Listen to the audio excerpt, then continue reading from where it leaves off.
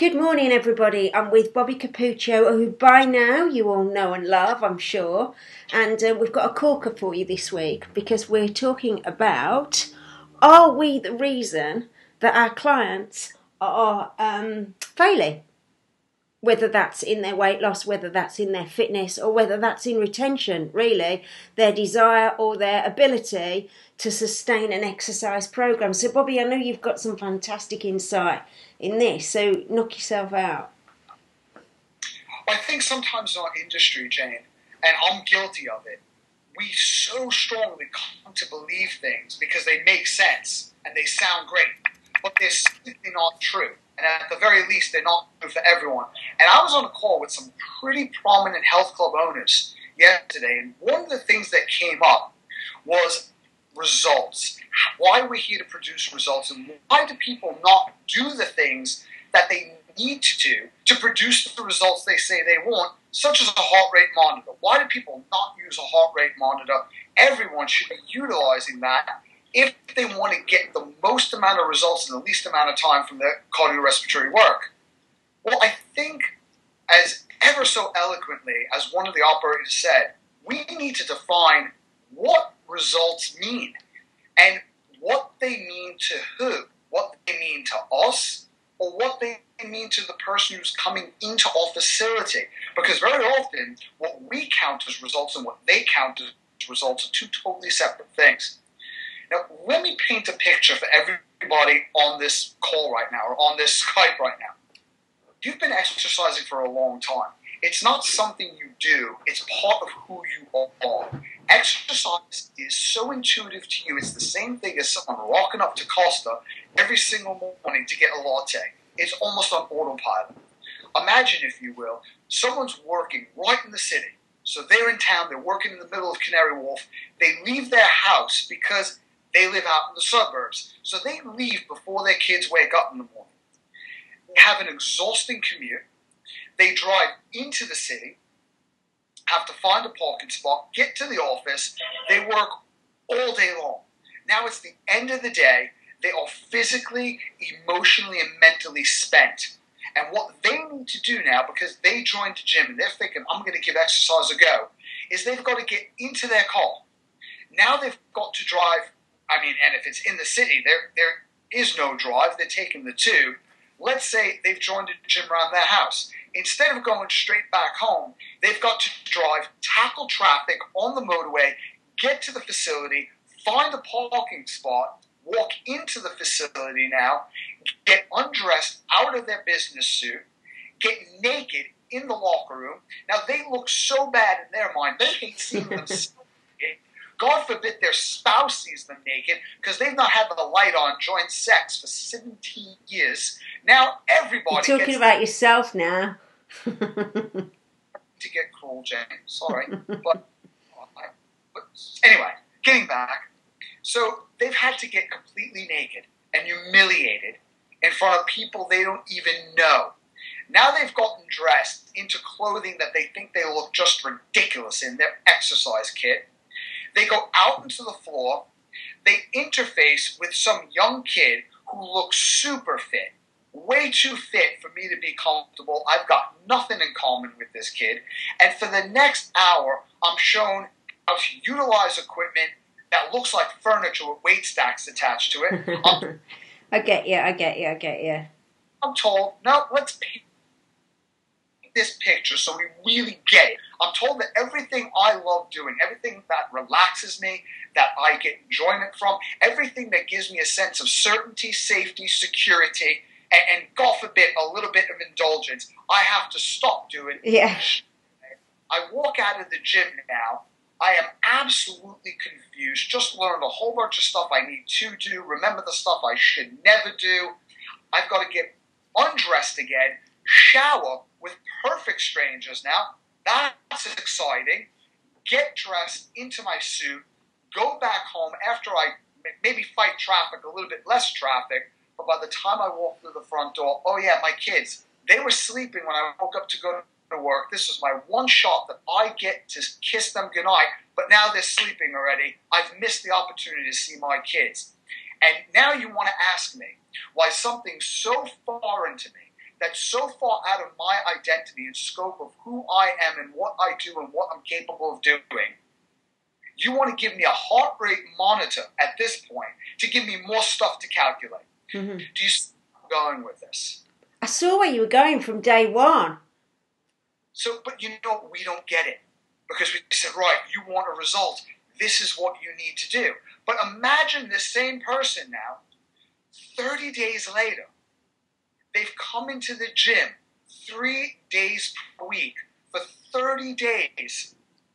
This is the same person that if I would have turned around in the cubicle next to them 30 days earlier, when they were thinking about all the stuff they had to do just to be able to exercise poorly, and I said, hey, mate, you want to rock up to the pub? They would have been like, that's easy. No change of clothes. It's simple. It's not painful. I get to walk next door to my office. I get to feel good instantly while alleviating pain and stress and anxiety instantly. I never would have made it. Are you telling me that 30 days in the future, the fact that they're still there is not a result? See, we don't understand the process of change. In the early stages of change, we're just contemplating it. In other words, we're thinking, I might. But God, I don't know if I can do it. I don't know if it's for me. I don't know if all the pain is worth the reward I get in the future because I'm going to be humiliated now. And after all, I might not even succeed. And then if we get to the preparation phase where it's like, oh, I will do that. Well, you know what? Anything can go wrong and set us on a journey for relapse. It's only after we've gone through action and maintenance, this is something we've been doing for a long time, that we can be told what to do, that we want more specifics, we want to do what we're doing better, not only because our goals have gotten more ambitious, Jane, but because at that point, boredom might set in and we want to be challenged because challenge in the beginning was a threat. We hated it, but now that we're in the thick of it, challenge is what excites us.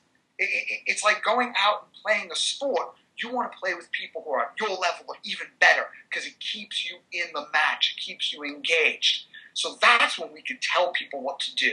That's when we have a heart rate monitor and like, wow, feedback on how I'm doing, how I'm performing. Really cool. But we have to understand what someone wants, why they want it, and also why do they not have it already. Some change needs to take place subjectively before it could take place objectively. In other words, before I lose 5 kilos, before I go down a dress size, before I can run a mile, I need to know that I can just show up in the gym and do this thing consistently. And sometimes that means a result is fun, it's safety, it's security, it's actual than you tell. I mean, somebody said, what about the mind-body connection? And I love that because there's no way you can separate how you affect the body and the result you affect on the mind, or how you affect the mind and how that affects the body. So what affects dopamine, our pleasure neurotransmitter, the thing that makes us say, hey, that felt good. And as soon as something feels good, we don't have to discipline ourselves to do it. We want to do it. As a matter of fact, we have to discipline ourselves to not do it. To not do it, yeah. And unless it's not hurting anyone, it really feels good. A little bit cheeky, but go on, liberal society. But anyway, getting back to that, what releases dopamine? We know what releases dopamine is exercise. We know that pattern recognition releases dopamine. What's that? Group exercise. Mm-hmm. We know that dopamine and serotonin are released a lot of times when we're enjoying ourselves and when we're in a group of people, so social support becomes really important, helping someone to become a habitual exerciser. That's group exercise as well. So a lot of things we do, Jane, affect the neurotransmitters and create a modicum of safety in a way that helps people look forward to coming to class. So I am all for being results driven. But I also realize that long-term goals, if you sit down and paint a picture of how you're going to look, when you strip off this summer and you're in your bikini, to a person who's been overweight their whole life, that long-term goal and exactly how many inches and how many pounds is terrifying. Yeah. Because a little inside their head says, you should be doing this, but you can't do that. You're not capable of it. You're undisciplined. You're fat. And that voice scares the hell out of them. So I think we're asking the wrong questions. Mm-hmm. It's not, how do we get results for people? It should be, how do we make sure someone's engaged with us 90 days from now? Yeah. Because 90 days from now, if they're still engaged with us, they see themselves as an exerciser. And if they see themselves as an exerciser, they are far more likely to take on more ambitious goals, to more specific strategies. And when they're inconsistent, that inconsistency is much less likely to derail them and kill their confidence and send them out of the gym forever. Yeah. So how do we keep someone engaged for 90 days? That's the important stuff. And things we do. What about three-dimensional training? Three-dimensional training helps with hemispheric integration. It helps reduce or evenly distribute brain activity so you don't have all your activity in your right prefrontal lobe. That's where feelings of anxiety reside. Depression, feelings of anger, fear, your amygdala at the base of your brain. If you bisected your left ear and your right eye, there's this little structure that when that's upregulated, it causes us to feel anxious, causes us to feel angry, afraid. Anger and fear throw us into fight or flight. So we either resist what our trainer or instructor is telling us, or we leave. Or we do absolutely nothing. We freeze. So we need to understand where people are, and one size does not fit all. Yeah, and that's what I'm always saying. But I think another valid point for the instructors to consider as well is often we think that because people don't exercise, that they've never exercised. A lot of people that are the worst people for us to get on board at the moment are the people who were fit and have let themselves go.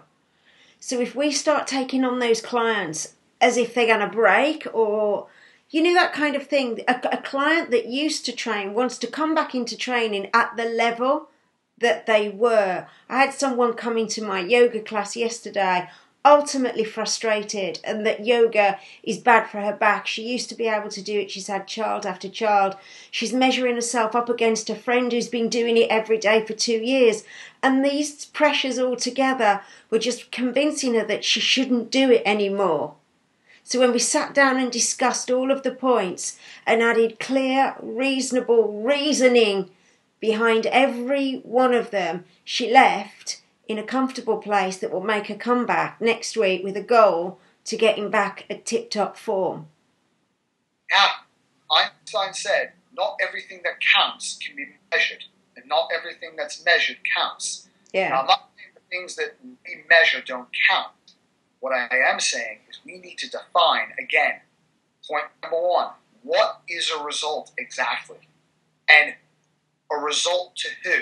Is it our impression of a result? Yeah, exactly. Yeah. Do we track subjective goals? Goals that deal with how people think and how they feel about exercise and what they do continually until it becomes habitual? Or are we only concerned with the measuring tape, the fat caliber, the heart rate monitor, VO2 max? Subjective is just as important as objective.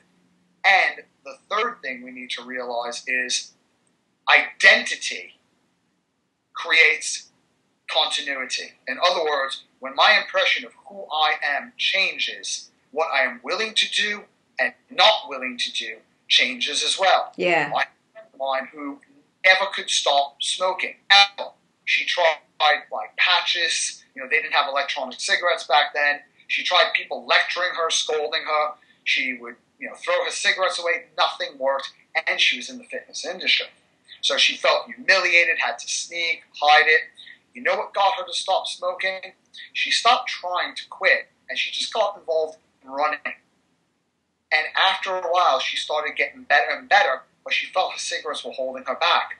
Once she started to see herself as a track athlete, it wasn't a matter of how do I get myself to stop smoking. Track athletes don't smoke cigarettes.